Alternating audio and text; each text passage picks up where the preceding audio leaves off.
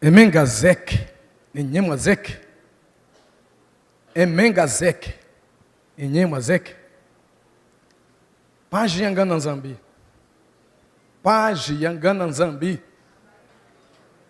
Amém, Pai do Senhor. Tua pandula ngala Yesu, tua pandula ngala Yesu, tua pandula ngala Yesu, kuyekovi aleluia.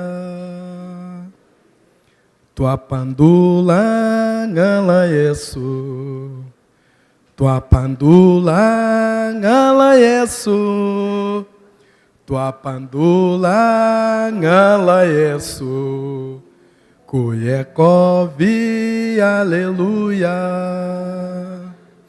Tua yolela ngala Yesu, tua yolela ngala Yesu, tua yolela ngala Yesu, kuyekovi aleluia.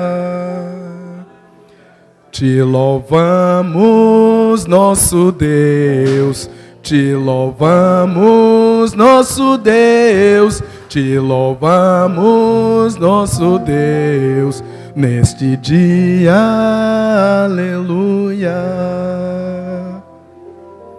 Amanhã de manhã a gente ensaia e depois canta.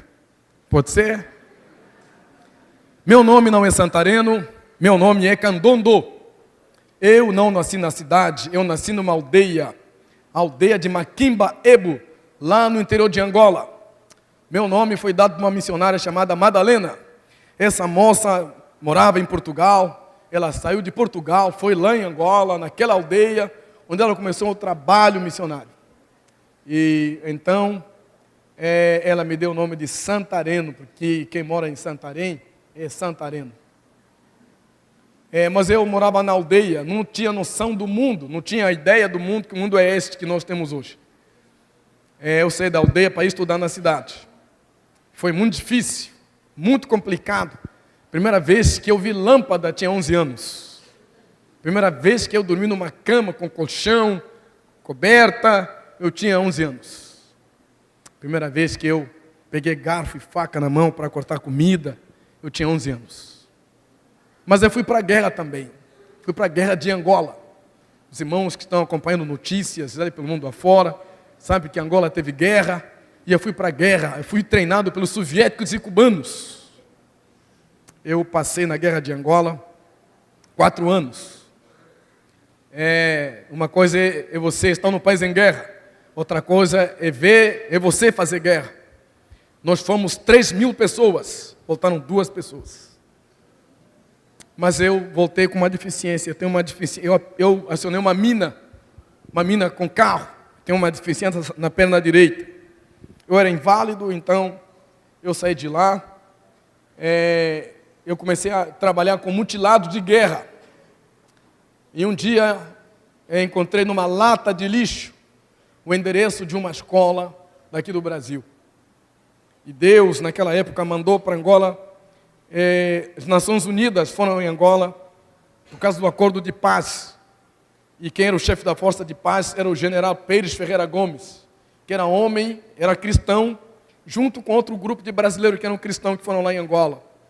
E esse homem general, que era o chefe da força de paz, era de Adonep, não sei se já ouviram falar de Adonep, que são homens de negócios que se reúnem para poder fazer testemunhos. E aí então, esses homens me ajudaram a custear a minha passagem para vir aqui no Brasil, onde eu estudei, onde ainda estou, onde eu quero sair para voltar definitivamente em Angola. Eu sou professor do curso Perspectivas, esse curso que foi falado aqui, para que todos os povos o adorem. Interessante que esse curso ele está mais de 100 países. A ideia desse curso é mobilizar a igreja para a missão. Por que nós evangelizamos? Nós evangelizamos para que as pessoas se convertam. Só, é isso, certo? Para que as pessoas se convertam. Mas se você fizer o curso Perspectiva, vai dizer que não. Nós evangelizamos para que as pessoas venham conhecer o Senhor Jesus e adorem a Deus. O fim último de todas as coisas é que toda criatura se renda a Deus e glorifique a Deus. Este é o fim último. A salvação é o meio para que essas pessoas possam adorar a Deus. O curso Perspectiva está em muitos lugares do Brasil, tenho viajado bastante, e você vai perceber que quando se fala de missões, ou missão, alguns falam missão, que a missão é maior, missões são ações da igreja para poder fazer a missão de Deus. Por exemplo, essa moça de Portugal, que foi lá na minha aldeia em Angola, ela foi movida pela missão de Deus. A missão, falou muito bem o irmão, a missão não é nossa, e essa igreja não é dos irmãos.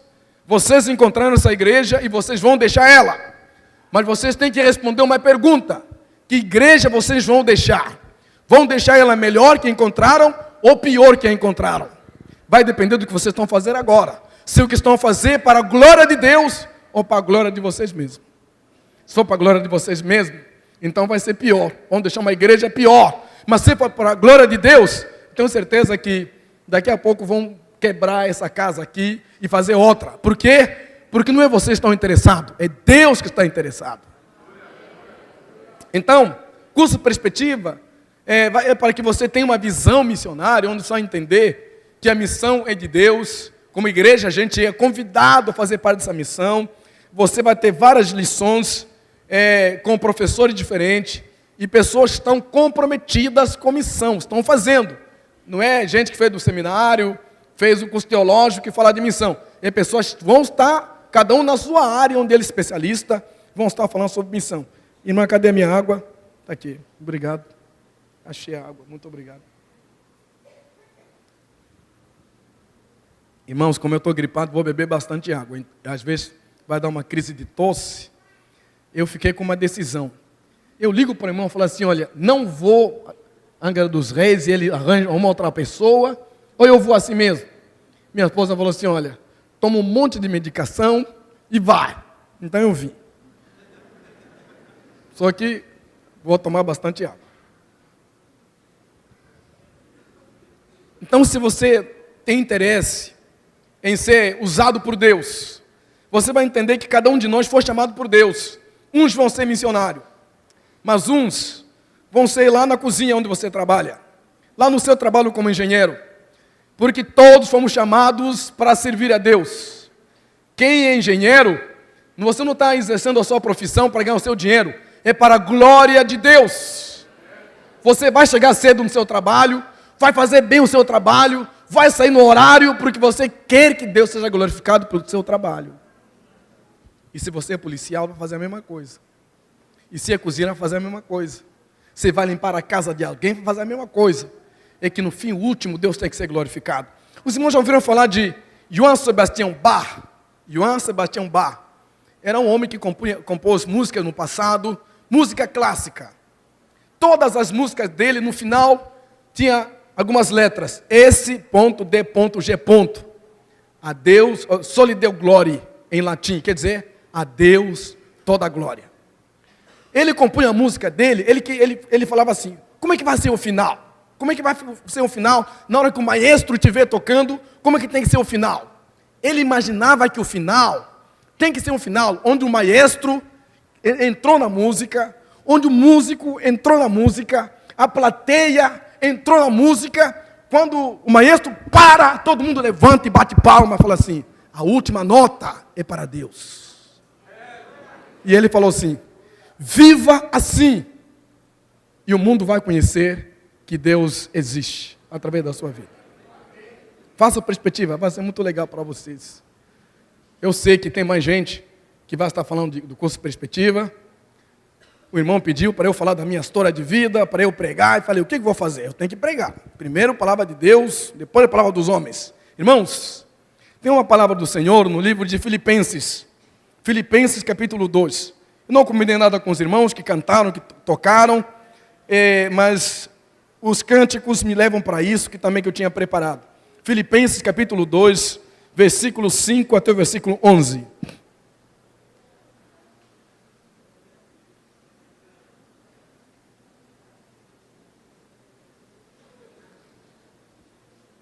Beber bastante água.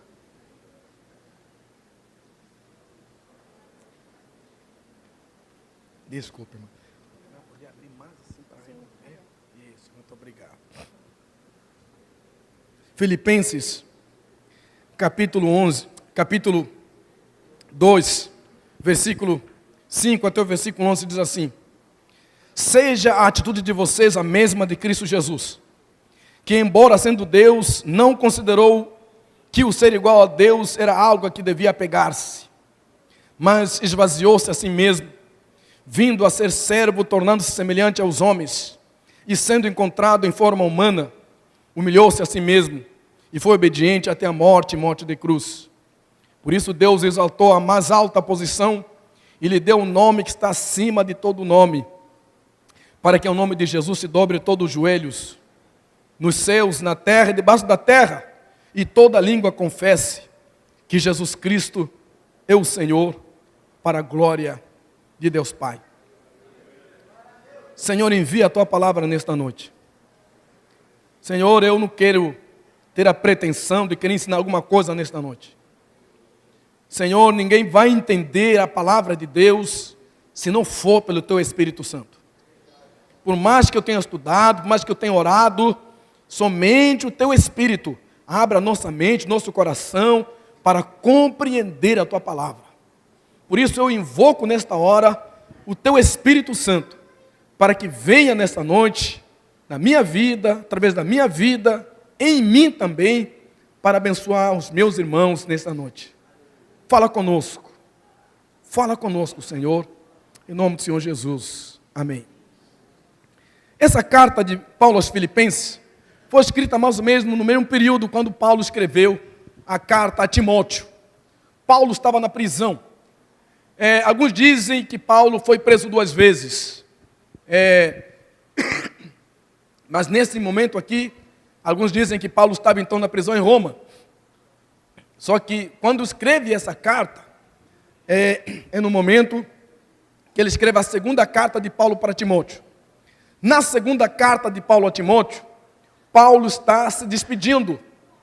Paulo já tinha participado de uma audiência onde ele tinha sido condenado. Então Paulo não estava mais naquela casa onde ele ficou durante o tempo quando escreveu a primeira carta para Timóteo. Agora Paulo está numa casa, está num lugar chamado uma masmorra, num lugar frio, num lugar onde não entrava sol.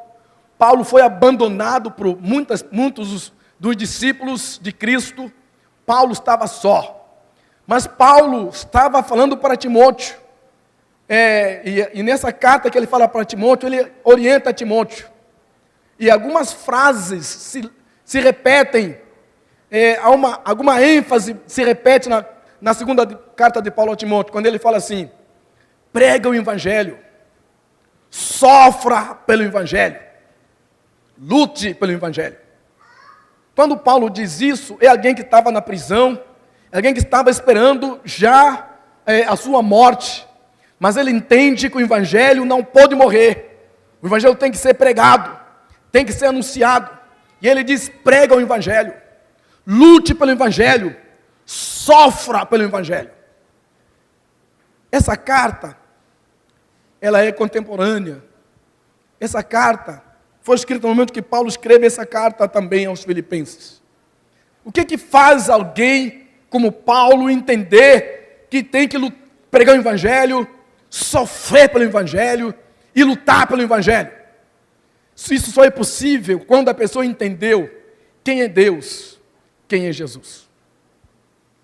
Quem é Deus e quem é Jesus. Se nós não entendermos quem é Deus, quem é Jesus, talvez podemos fazer culto, podemos cantar, pular, nos alegrarmos, mas ainda assim a gente não chegou a compreender a essência das nossas reuniões. Alguns poderão vir aqui na igreja, talvez querendo cantar, porque o grupo do louvor cantou bem. Ah, hoje não foi bem. Mas a pergunta é, eles se prepararam para você ou para Deus? A pregação não foi boa. Era para você ou era para Deus? Se alguma coisa na igreja não está bem, é para você ou é para Deus? Lá em Angola, a igreja Assembleia de Deus, onde eu fui membro durante muito tempo lá em Angola, durante 13 anos, ninguém se converteu na igreja.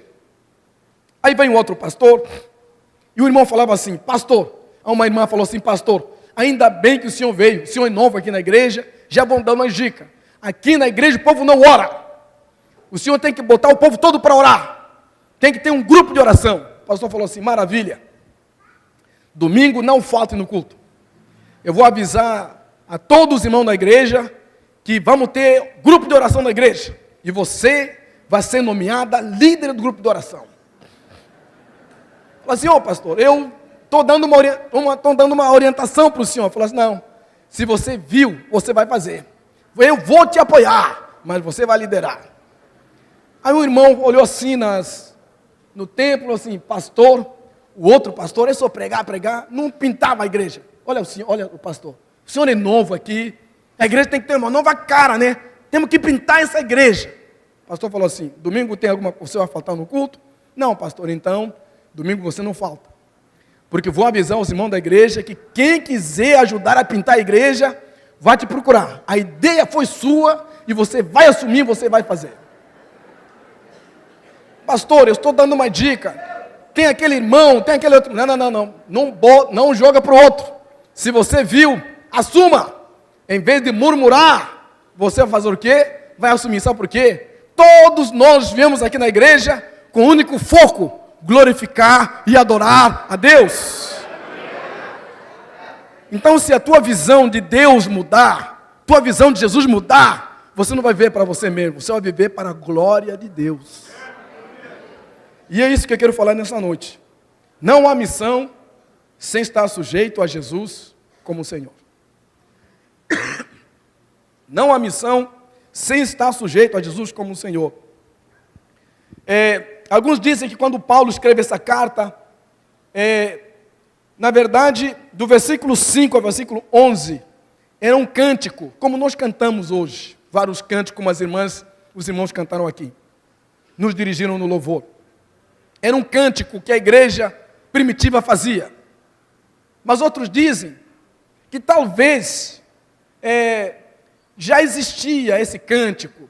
Então Paulo pensou esse cântico e ele falou, puxa vida, tem como embelezar a minha carta, tem como deixar uma mensagem maravilhosa para os irmãos, vou parafrasear e vou botar esse cântico nessa carta.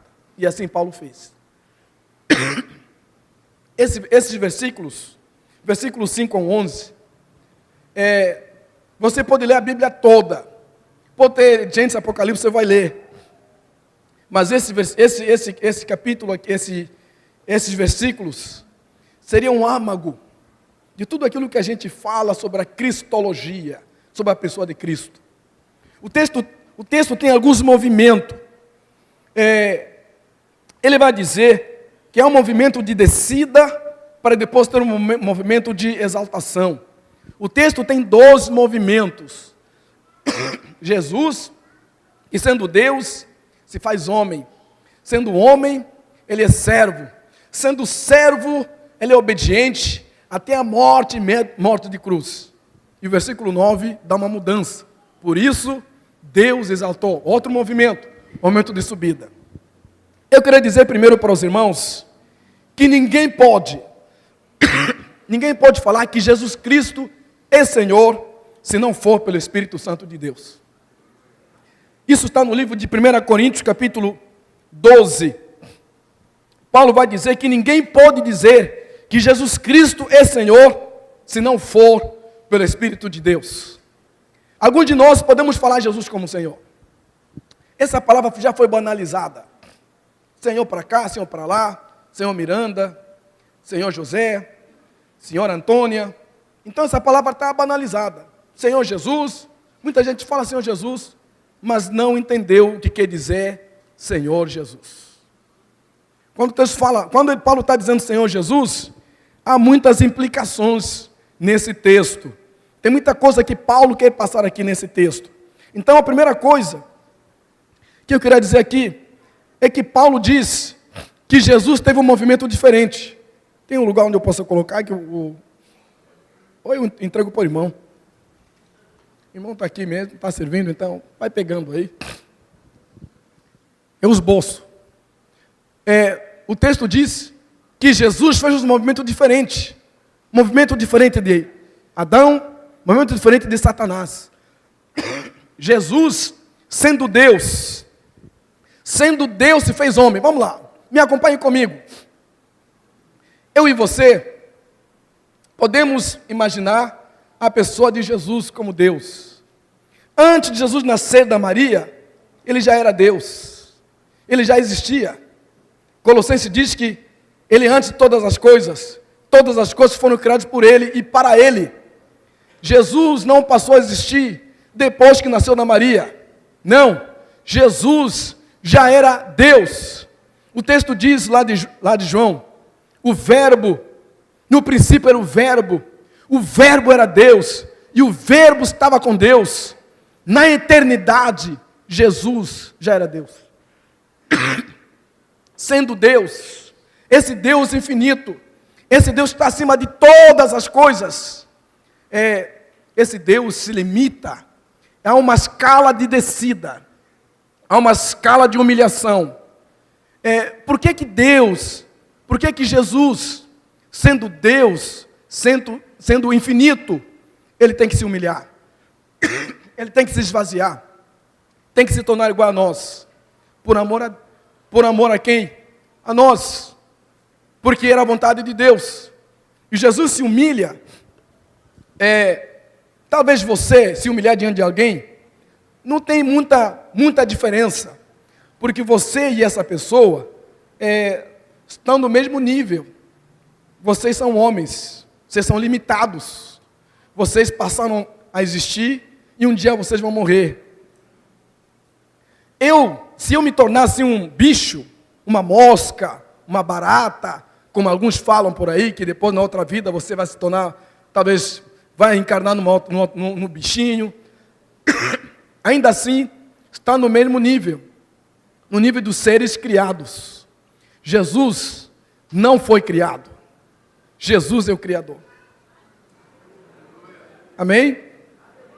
Jesus não foi criado, ele é o Criador. O Criador se torna homem. Uma postura diferente de Adão. Adão, quando foi tentado, talvez o que deu mais força, deu impulsão para que Adão fosse realmente comer daquela fruta, foi quando a serpente falou: no dia que vocês comerem, vocês vão ser igual a Deus. O homem e Satanás são os dois seres que querem estar no lugar de Deus. Querem estar onde Deus está. Querem ser igual a Deus. Adão queria ser igual a Deus, conhecer como Deus, viver como Deus. Satanás também queria ser igual a Deus. E tanto Satanás como o homem, que aconteceu com eles, foram humilhados por Deus. E aprendemos na Bíblia que aquele que se humilha será exaltado. Quem vai exaltar? Deus. Aquele que se exalta será humilhado. Quem vai humilhar? Deus. Por isso que algumas pessoas, mesmo que é crente, ainda tem essa postura de orgulho, de exaltação. Não sabe que já está escrito na palavra de Deus: quem se humilhar, quem se exaltar, será humilhado. E você acha que, como você não está sendo humilhado por Deus, já que você é orgulhoso, você é orgulhosa, não vai dar em nada. Vai dar. Deus pode levar esse tempo todo sem que você seja humilhado, para que você tenha consciência. No dia que Ele vier, é o dia que não terá misericórdia. Diz a Bíblia, o juízo de Deus é sem misericórdia. Enquanto você agora tem consciência, então mude. Porque se não mudar, aquele que se exalta será humilhado por Deus. E aquele que se humilha, ah, meu Deus, já faz tanto tempo que eu estou me humilhando e nada. Quem vai exaltar não é você, não é o pastor, é Deus. E no dia que Deus falar, é hoje, tenha certeza, vai ser naquele dia. Porque operando Deus, ninguém pode impedir. Você está sendo humilhado? Você está passando por situação de humilhação? Continue se humilhando, mas não diante dos homens. O teu coração tem que estar humilhado diante de Deus Todo-Poderoso. Porque esse Deus, na hora certa, Ele vai exaltar, porque está na palavra de Deus. O homem e Satanás queriam ser igual a Deus, por isso foram humilhados. Jesus foi diferente. Jesus, sendo Deus, sendo Criador, sendo aquele que não tinha necessidade alguma, Ele sendo Deus, se humilha. E é um movimento de descida. Jesus desce. Sendo Deus, se faz homem. Eu não sei se Deus perguntasse para você, o que você quer ser? Você vai se humilhar? Você vai ser o quê? Uma mosca? Uma barata? O que você vai escolher? Jesus, sendo Deus, se fez homem. Ele não usou os poderes divinos. Não. E sendo homem, Ele foi servo, serviu os outros. Desde os seus 33 anos, seu ministério foi um ministério de serviço. E aqui quando a gente fala sobre Deus, sobre Jesus, sobre como você servir a Deus, começa servindo os irmãos. Em missões a gente diz assim, ninguém pode servir em Angola, se não serve a sua igreja em Angra dos Reis. Você não pode ser servo lá distante, se você não é servo onde você está. Você não pode querer servir a Deus na igreja, se não serve na sua casa. A Bíblia fala, no livro de Atos, capítulo 13, versículo 2, diz que Paulo e Barnabé, servindo eles ao Senhor, o Espírito disse, separai-me a Saulo e Barnabé para a obra que estão chamados. Saulo e Barnabé, servindo eles ao Senhor. A Bíblia fala de 3 palavras de servo. E tem um irmão aí que já sabe as 3 palavrinhas aí. Né? Tem a palavra doulos, escravo. Mas o doulos é um escravo voluntário. É aquele que serve porque reconheceu que foi feito por ele. Já que o irmão sabe, vem aqui, eu vou usar você como exemplo aqui. Né? Irmão, aqui, ó. Naquela época, os romanos ou os gregos iam para a guerra, os soldados não tinham salário, então eles pegavam os despojos.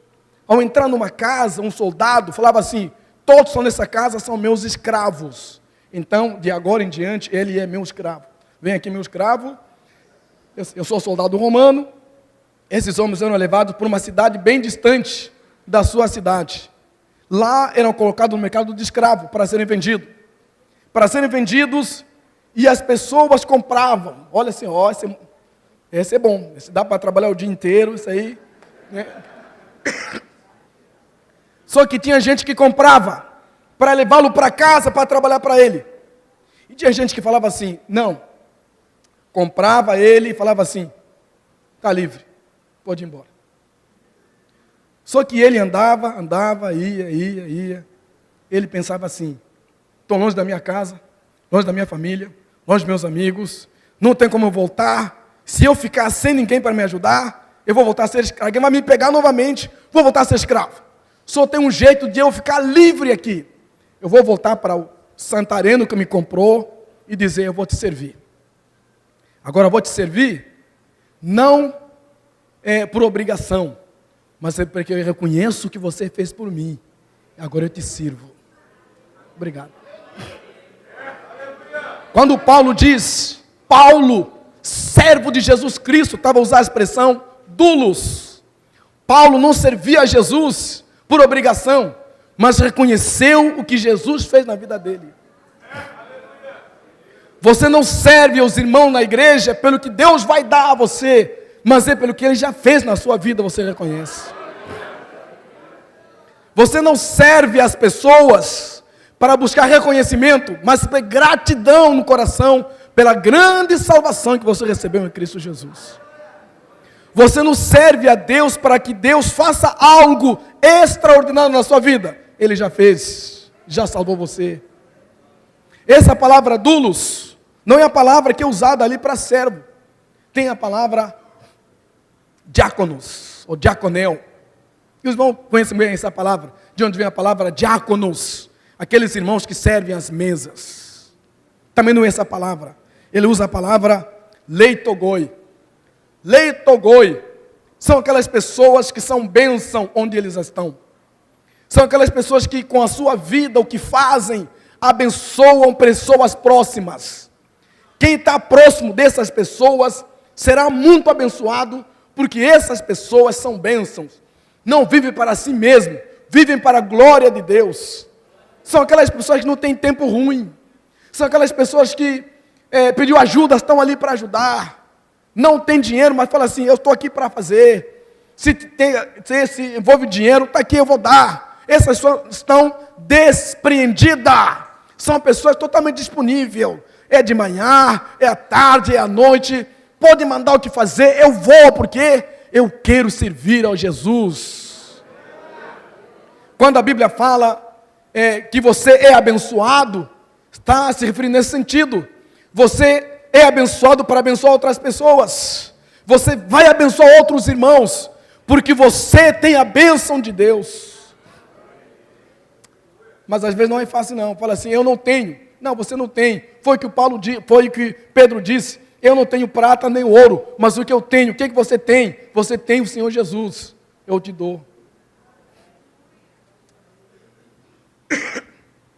Mas não é fácil aprender isso. Não é fácil servir os irmãos. É fácil, irmãos? É fácil servir os irmãos? É fácil servir os irmãos? Não é. Não é fácil. Você faz, tem gente que reclama. Você fala, não vai, tem gente que vai. Não é para estacionar ali. Quem é você para falar para mim? Eu já falei com o pastor e, já está o trato feito com o pastor. Olha, meu filho tem que ir, mas acabou a inscrição. Meu filho tem que ir. Ou seja, nós temos que lidar com tudo isso, mas não para os irmãos. Fazei tudo sem murmuração. E tudo que fizerdes, seja em palavra ou em atitude, seja para o Senhor Jesus. Às vezes com raiva, mas é para o Senhor Jesus. Não é? Vem com raiva, mas é para o Senhor Jesus. Dá vontade, mas é para o Senhor Jesus. Ser bênção na vida dos outros. E é isso que Jesus foi. Jesus serviu as pessoas próximas. Irmãos, eu posso contar uma historinha aqui? Porque o meu tempo está indo embora e eu estou preocupado aqui. Quando cheguei aqui no Brasil, fui pregar numa igreja japonesa. Os irmãos me deram uma oferta de $1.700. Por que não me deram reais? Me deram dólares. Quando você não tem dinheiro, até o seu corpo acompanha no seu humor, sabe? Anda meio assim. Quando um irmão falou assim, pastor, eu tenho uma empresa que vende computador. Eu vou oferecer um computador para ele e a igreja tira a oferta. Então eu saí daquela igreja com um computador e mais $1.700. Como é que você acha que eu comecei a andar? Comecei a andar assim. Qualquer coisa dava risada, qualquer coisa estava feliz. Mas fomos na reunião de oração. Fomos orar. O irmão falou assim, vocês precisam orar por mim, porque eu preciso de $700 para pagar, para ir para o campo missionário.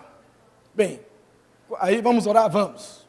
Na hora que fechei os olhos, aí Deus falou assim, você já imaginou que te deram dólares? Deram $1 para você. Por que não deram reais, deram $1? Já imaginou isso? Na hora eu falei assim, isso não é de Deus, não é de Deus. Aí veio aquela mente assim, não, isso aí é cristocidência. Eu falei assim, está amarrado em nome de Jesus. Mas quando mais os irmãos oravam, mais o meu coração era quebrantado. Como é que pode? Eu pensei assim, Fui muito burro, não devia ter vindo na reunião de oração. Eu vi agora, olha só. Aí eu falei, irmãos, para de orar. Eu comecei a chorar, para de orar, porque eu tenho $700. Só que eu estava chorando. Os irmãos acharam que foi o Espírito de Deus. Não foi o Espírito, não.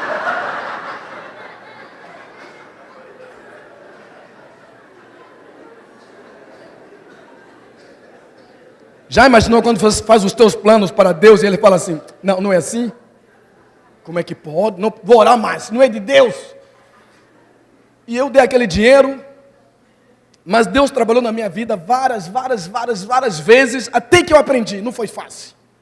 Ano passado, quando eu vou pregar, eu não peço oferta.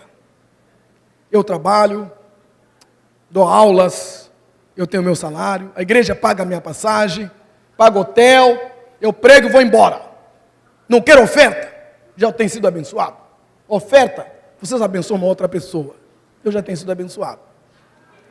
Fui para Campo de Goitacazes, os irmãos, eu preguei lá, o irmão me deu oferta, falei, não quero, não, pega aí, não quero, me deu oferta. Aí, preguei numa outra igreja, preguei em várias igrejas, me deram oferta. E um empresário veio e falou assim, olha, eu sei que o senhor não aceita, mas vai ter que aceitar. Deu um envelope e enfiou no meu bolso. Eu falei, meu Deus do céu. Eu tinha que viajar para Curitiba.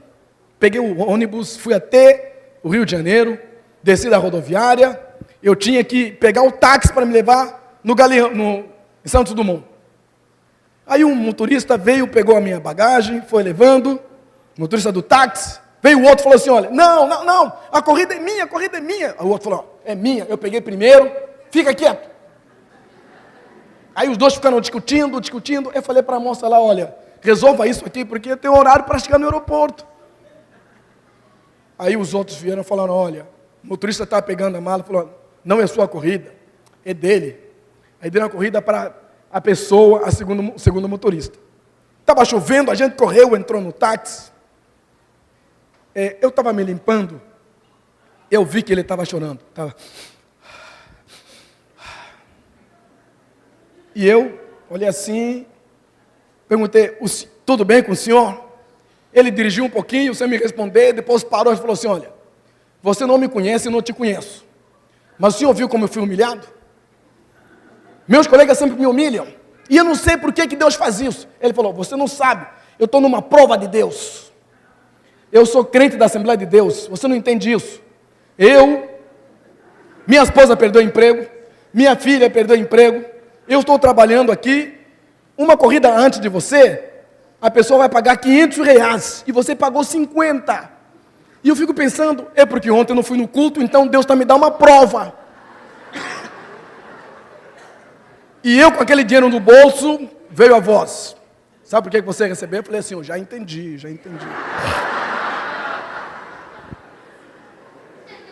Aí nós fomos até a rodoviária, lá o aeroporto. Eu falei para ele, posso falar uma coisa para você? Ele falou, pode. Eu falei, eu sou pastor. Ele falou, eu sou Pedro. Ai, meu Deus. Eu falei, você não é Pedro não, fique tranquilo. Falei para ele sobre o preço de ser discípulo. Nós fomos ensinados que como crente você não sofre. Mentira. Tem irmãos com câncer nesta hora. Tem gente no hospital nesta hora. Tem gente passando por uma dificuldade muito grande. Tem gente que veio hoje pensando como é que vou resolver aquele problema amanhã. Tem gente sem emprego. E você vai dizer que crente não sofre? Que Bíblia que você lê? Essa Bíblia não é a Bíblia, é a palavra de Deus não. Crente sofre sim, mas o crente vê a mão de Deus no meio do sofrimento. Sim, o crente sofre, mas ele vê a mão do grande Deus no sofrimento. Pois é. E eu comecei a falar para ele que Jesus falou assim, tem de bom ânimo. Eu venci, você também vai vencer. Sabe o que aconteceu? Dia depois Jesus morreu. Como é que eles ficaram? Aí eu fui explicando para ele e falei assim, olha, tem uma outra coisa. Você reclamou porque a minha corrida foi R$10. A outra é R$50. A outra é R$50. Sabe de uma coisa? Eu sou pastor, fui pregar em várias igrejas, me deram oferta. E agora, essa oferta, para você saber que Deus cuida dos seus, 4 horas da manhã, 4:10, estamos aqui, você trabalhando, você não sabia que eu era pastor, ficou falando um monte de coisa para mim. Sabe o que Deus falou para mim? Aquela oferta não é para mim, era para dar para você saber que sempre Deus cuidou de você. Aí ele falou, ai, eu sou Judas, eu sou Jonas. Eu falei, você não era Pedro, agora você é Jonas? Orei com ele, ele foi embora. Quem foi mais abençoado? Não foi ele, fui eu. Eu entrei no avião chorando. Cheguei em casa, minha esposa, falei, Deus me visitou. Deus me visitou. Deus usou um desgraçado como eu para poder abençoar uma outra pessoa. Deus podia usar uma outra pessoa para poder chegar aquele homem e dizer, eu amo você. Eu fui esse desgraçado que Deus usou. Eu passei aquele dia chorando, tremendo. Eu tenho um contato com esse irmão. Só para poder conversar. Ele falou assim, vem aqui na igreja. Eu falei, não tem mais dinheiro, irmão. Então...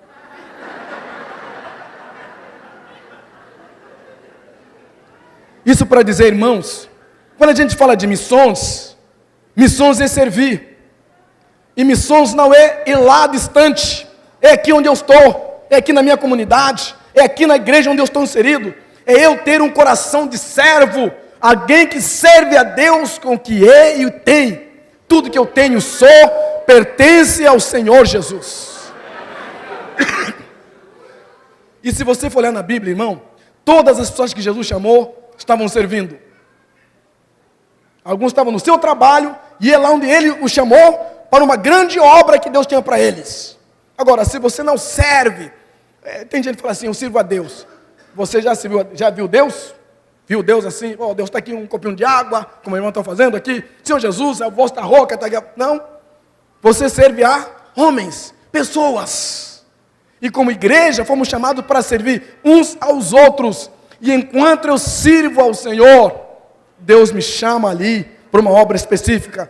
E aqui quero falar uma coisa. As pessoas falam assim, eu tenho um chamado. A palavra chamado, ela é posterior a uma outra palavra, a palavra vocação. Só é chamado quem é vocacionado. O que é isso?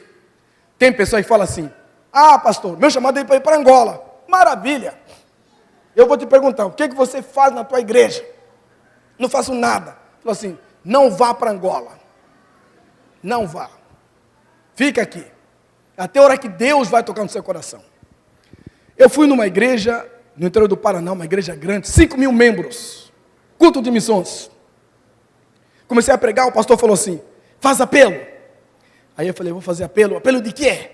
Apelo para pessoas que querem ser missionário. Falei, então tá. Irmãos, quantos aqui querem ser missionário? Um monte de irmãos ficaram de pé. Falei, maravilha. Dos que ficaram de pé e querem ser missionário, quantos oram por missões ficam de pé? Quem não ora, senta. Muitos irmãos sentaram. Falei assim, os que têm orado por missões, que estão de pé, quantos de vocês sabem o país onde Deus quer que você vá? Fica de pé. Quem não sabe, senta. Mas irmãos sentaram. Vocês que estão de pé, quantos de vocês que têm orado por missões, sabem onde Deus quer que você vá e já está se preparando para ir para lá, já está fazendo isso aqui para ir fazer lá, fica de pé. Quem não está fazendo, senta. Ficou apenas uma pessoa, uma moça. Aí ela começou a chorar. Aí o irmão falou assim, a próxima pergunta vai ser chave, acho que é por isso que ela está chorando. Aí eu falei, não vou perguntar para você, eu vou te dar o microfone. O que você faz? Ela falou, pastor, no ano passado, teve o culto de missões, e alguém falou de missões, e eu fui impactado por aquela palavra, e eu saí daqui, e eu quando fui para minha casa, comecei a orar, falei, Deus, eu quero ser usado.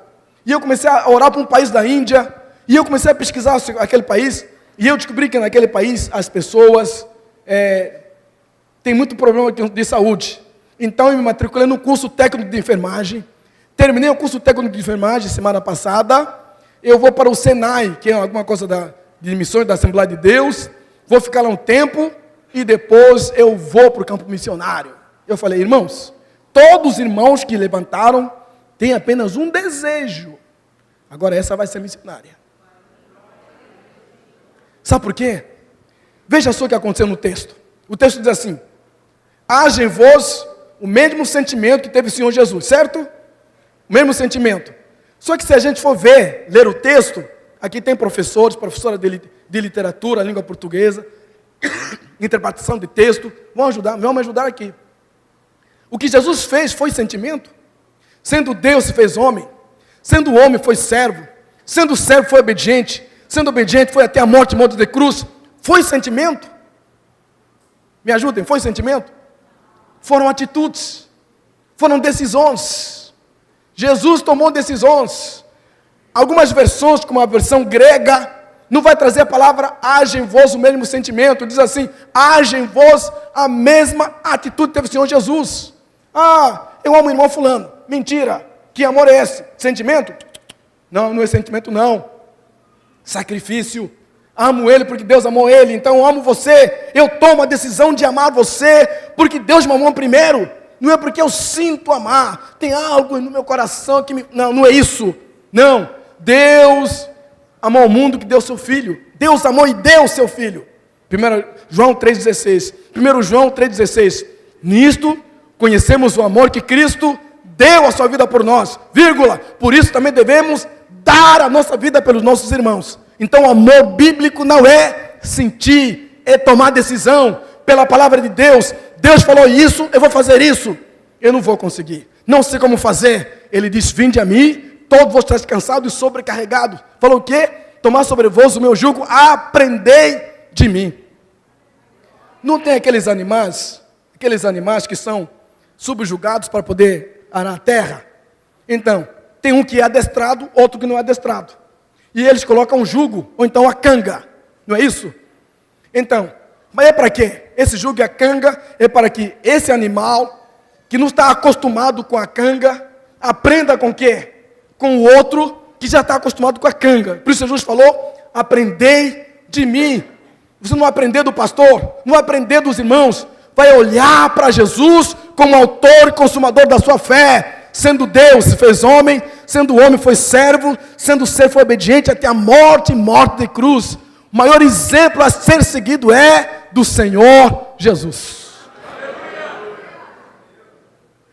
Se a Bíblia é a palavra de Deus, veja só, Jesus diz assim, Jesus foi numa festa, lá no casamento, e a mãe de Jesus falou para os empregados: olha, tudo que ele pedir, tudo que ele mandar, façam, os empregados.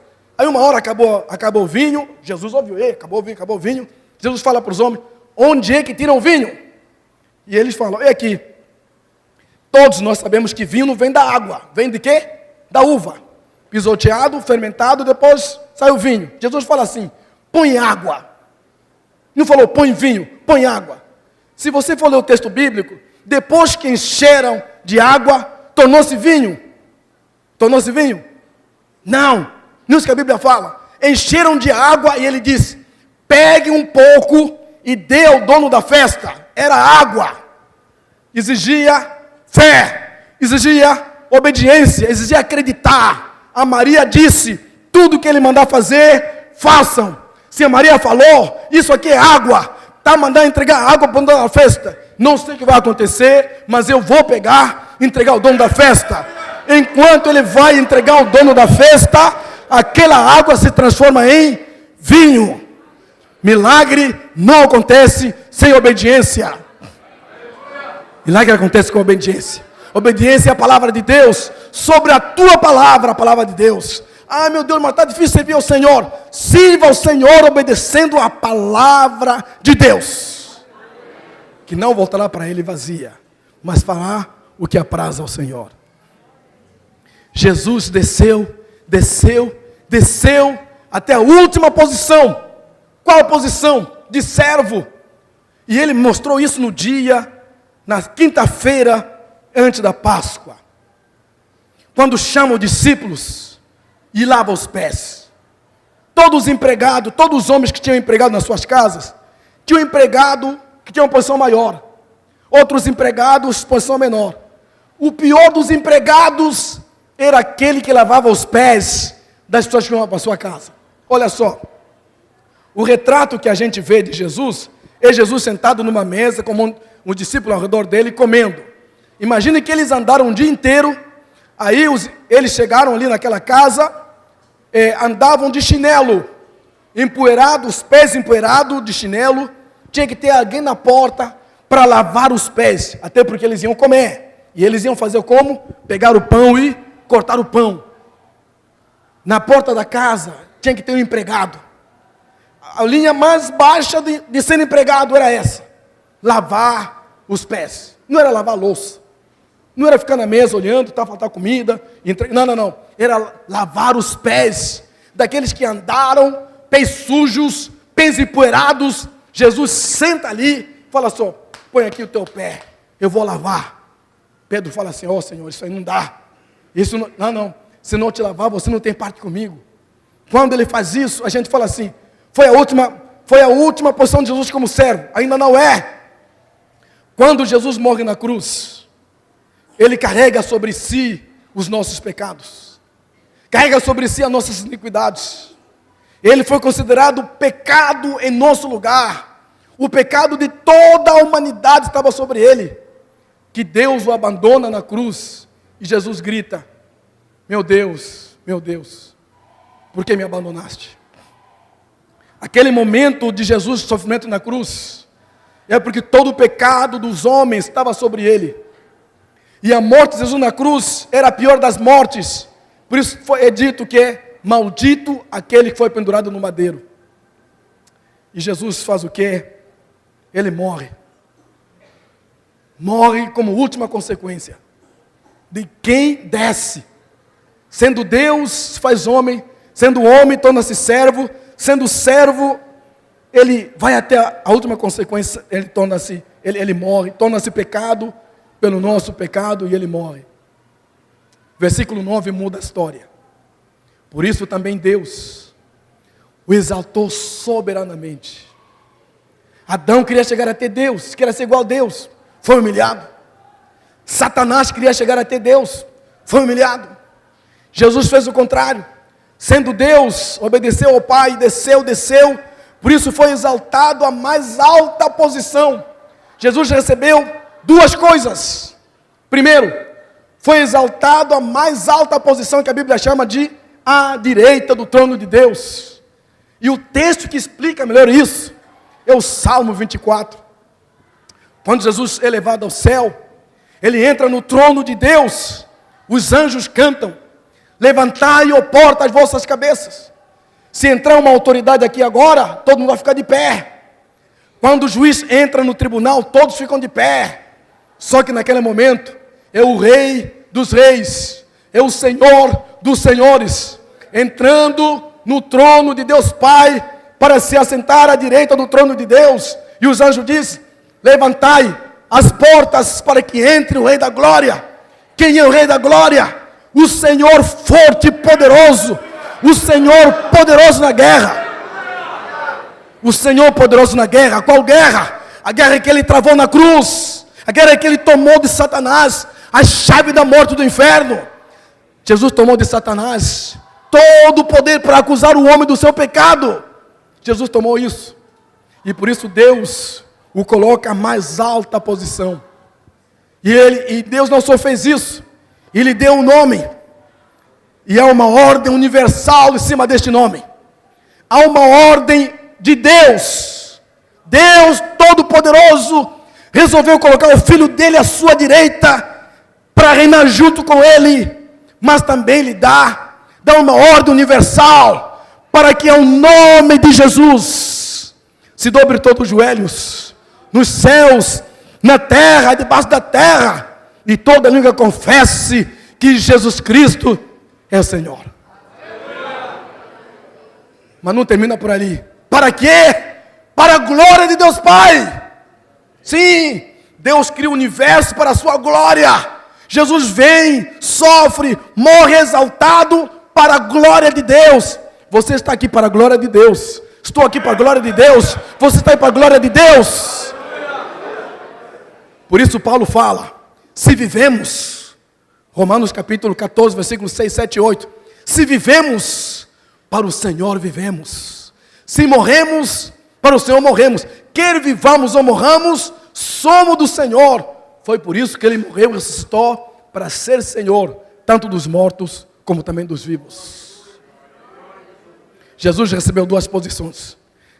Jesus foi exaltado a mais alta posição. E Deus lhe deu um nome e uma ordem universal. Uma ordem que transcende o nosso mundo. E esse nome de Jesus tem que ser pregado, anunciado a todas as nações.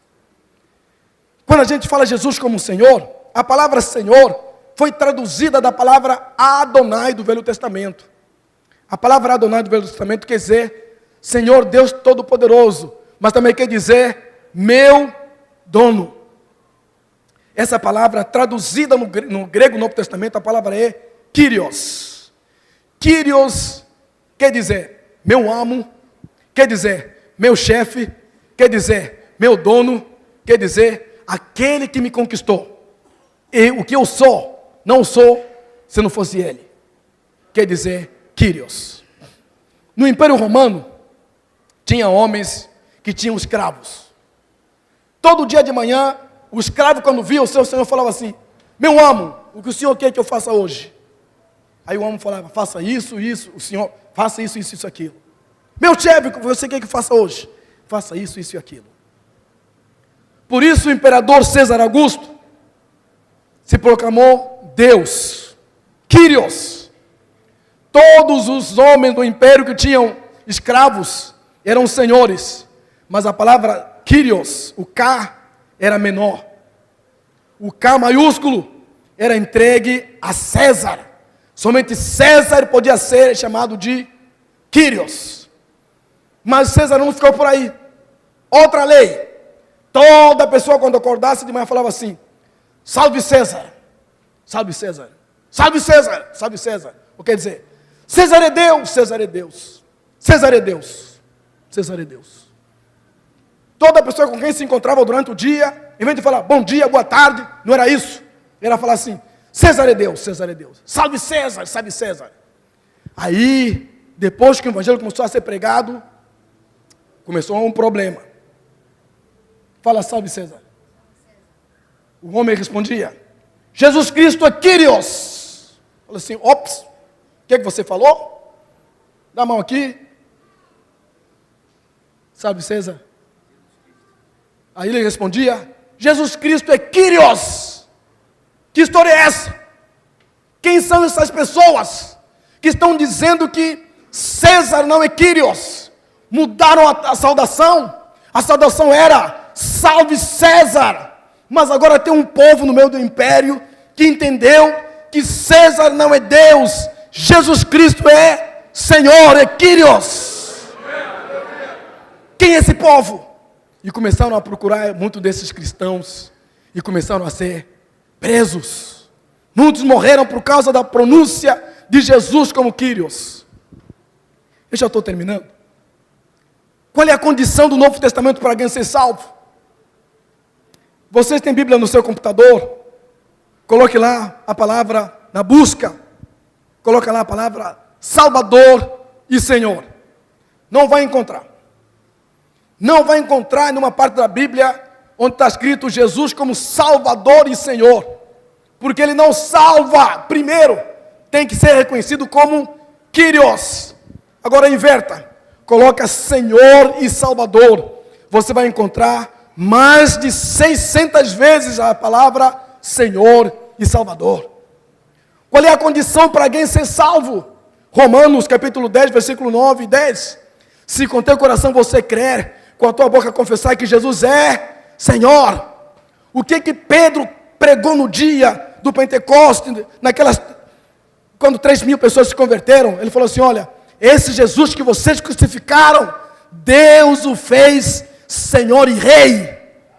O que Paulo disse para o carcereiro?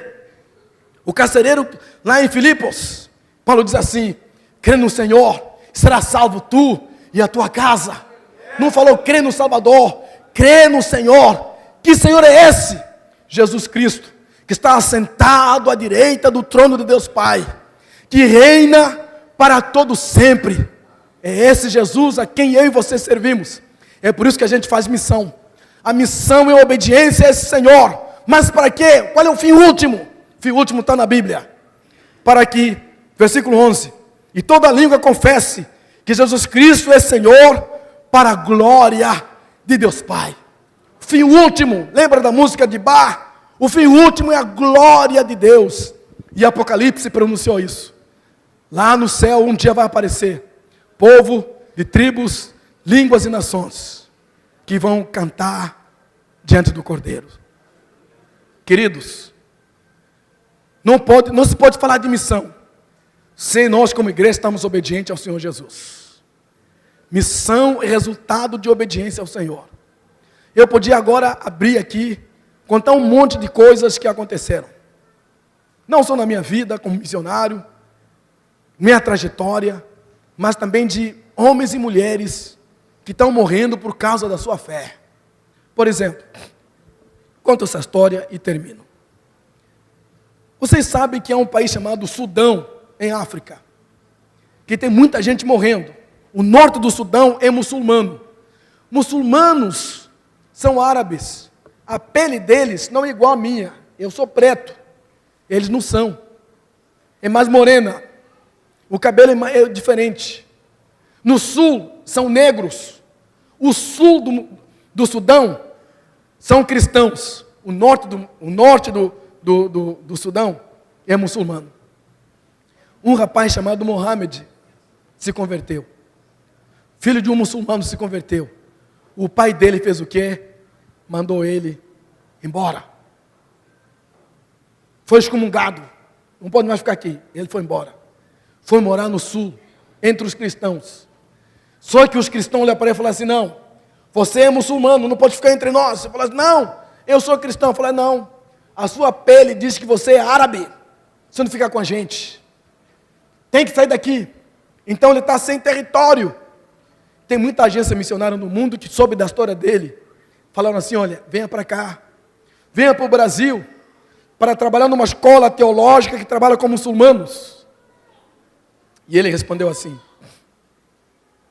se eu for embora, eu estou dizendo para todos os demais que vão se converter, fuja.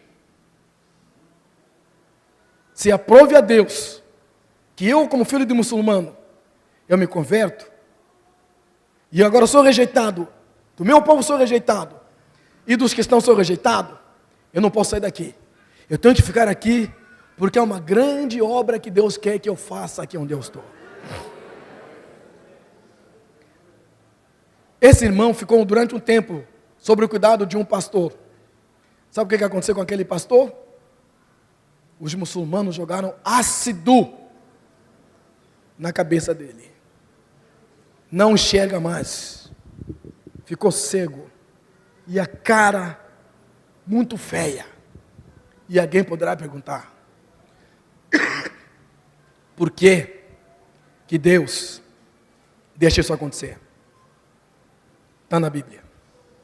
Deus chama as coisas loucas deste mundo para confundir as sábias. Só poderemos fazer a missão do ponto de vista de Jesus como nosso dono. E não porque eu quero, mas sim porque Ele quer. Amém.